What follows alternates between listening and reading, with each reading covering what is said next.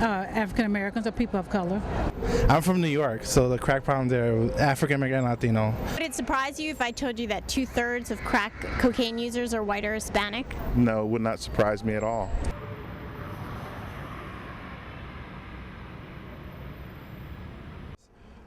I was charged with 3 counts, 2 counts which were conspiracy to distribute cocaine or cocaine base, which carry mandatory minimum 10 years for each count. And then I was also charged with distribution of 63 grams of crack cocaine to a federal agent. So in all, I was facing 30 years of life.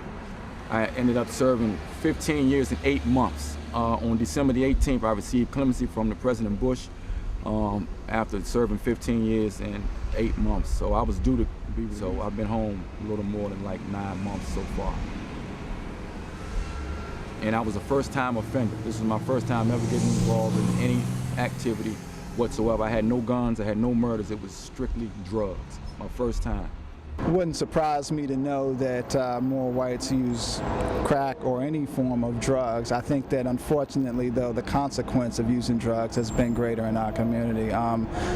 You know, people who you know, have greater access to resources like rehabilitation and things like that. I mean, you don't see the negative impact, the consequences in that community like you do in the African American communities. Just by sheer numbers, you're going to have more people doing that, but the typical crackhead that you see in the media, it's usually African American male, and they're usually homeless. A lot of times they're very poor, and they're very addicted to the substance, and it consumes them totally. And a lot of times people who use crack don't fit that exact description, not only racially, ethnically, but also just lifestyle. So the people that you see in the media are usually out in the street, and so their lives are more public just by that very nature. And a lot of the other people that you don't hear about might do it behind closed doors, so you're not going to see that as much.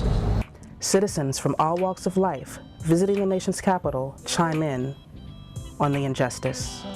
More than 80% of the defendants sentenced for federal crack cocaine offenses are African American, despite the fact that more than 66% of crack users are white or Hispanic. This number includes Maryland resident Michael Short. For 20 years, the crack cocaine sentencing and racial disparity has filled our prisons with individuals like Michael Short, Lawrence and Lamont Garrison, and Kimba Smith. Grassroots advocates, national organizations, scientists, and families of those incarcerated have testified to Congress to change the law since the 1980s. This crack cocaine disparity first took root 22 years ago when promising University of Maryland basketball star Len Bias overdosed on cocaine.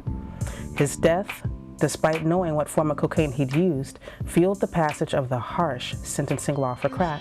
Basketball player, recruit, played for Maryland, right here near the District of Columbia, named Len Bias, 1986.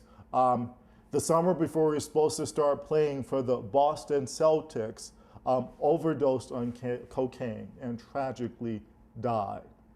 No one knew what kind of cocaine he was using, whether it was powder or crack. Chemically, they're indistinguishable. You can't really tell once they're in the bloodstream. Because he was African American and there was a perception that that was the black form of cocaine, people assumed it was crack. Tip O'Neill was the Speaker of the House at that time. He represented Boston, a la of the Boston Celtics, where Len Bias had been drafted to play ball. He decided that he was going to make this a democratic issue, getting tough on crack. Historically, it's had the greatest impact, unfortunately, on our community.